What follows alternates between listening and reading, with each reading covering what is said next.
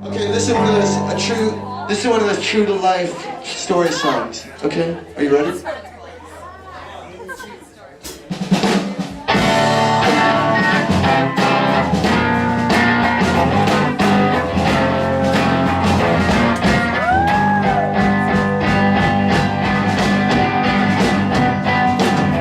I was walking down the street and I saw a helicopter flying over me.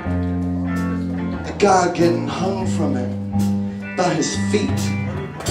Well, he got dropped down. He hit the ground. So naturally, on the street, naturally I went over to see if there's something I could do for him. He said, "It's too late for me, I guess, but there's something I'd like to get off my chest. Would you please listen?" So I said, I guess. And this is what he said. He said, "I killed JFK on a sunny day with some of the guys you still see walking around. I was on the grassy knoll, dressed like a hobo, with some of the guys dressed like a clown." I said, "Wow, is that true?" And he just turned blue. And then this is what he said to me. He said, "It's my time, I've got to go. Let this be a lesson. This is my deathbed confession. It's my time, I've got to go. Let this be a lesson. This is my deathbed confession."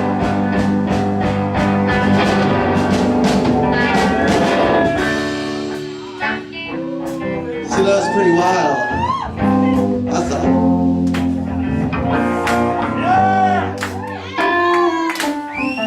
In fact, I found it hard to shake. I tried dancing, I tried Pilates, I tried everything, but I just couldn't shake it. So I went down to the seashore, wanted to clear my head.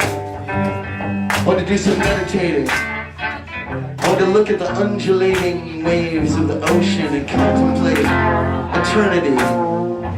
You know, I had a book by Danielle Steele and I was texting and just contemplating our infinitesimal, kind of how infinitesimal we are in the cosmos. And then suddenly I saw a submarine surface in the distance, and I looked out and I saw the guy on the deck, and he got thrown into the waves. He got thrown off the submarine deck into the waves. And I was like, "Oh, I hope he's saved." He started swimming towards shore. He's doing the Australian crawl. He looked like he was gonna make it okay, but then a shark came and mutilated him. Horribly mutilated him.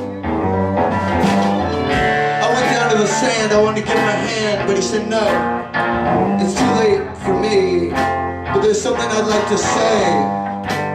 Would you please listen?" So I said, okay.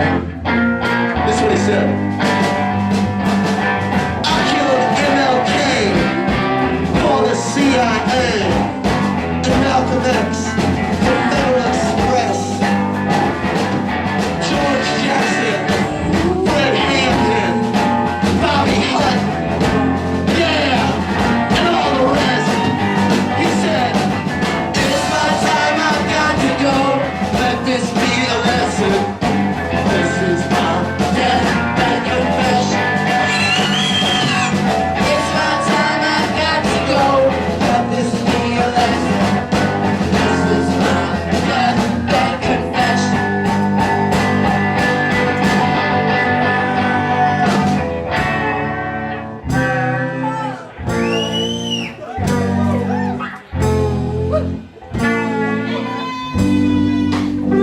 So you can imagine, at this point I was scared.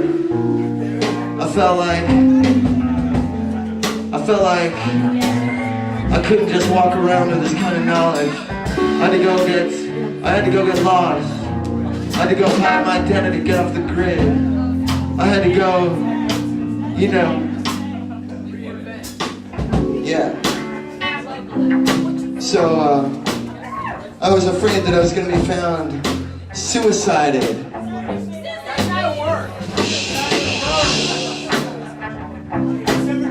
You know, suicided, like the guy who wrote the book about George Bush, or the guy who wrote the book about the other George Bush.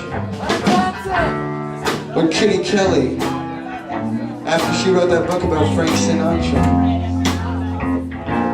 Anyway, so that was cool. I went to the city. I went to the kind of city where everybody's anonymous, where people are just numbers, where people are just ignore each other. Yeah, it was Hong Kong. And it was Hong Kong, Colorado.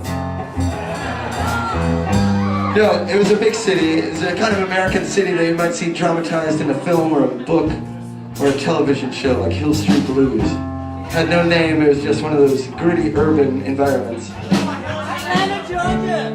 I'm sorry, what? Atlanta! I don't know what you're saying. Yeah, yeah. Anyway, and it was cool, you know, it was the kind of place where people, they ask your name, you say, don't ask again.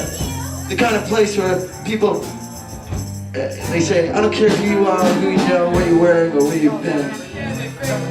Yeah, just fade away. Like Buddy Holly said. The kind of place Lou Rawls would call Tobacco Road. I've been to those kind of places. Anyway, so it was cool, and I liked it actually, it was cool. But then I was walking by this fast food establishment and I looked inside and I saw a distinguished looking guy wearing a suit and a tie. And as we locked eyes, he started choking on his French fry.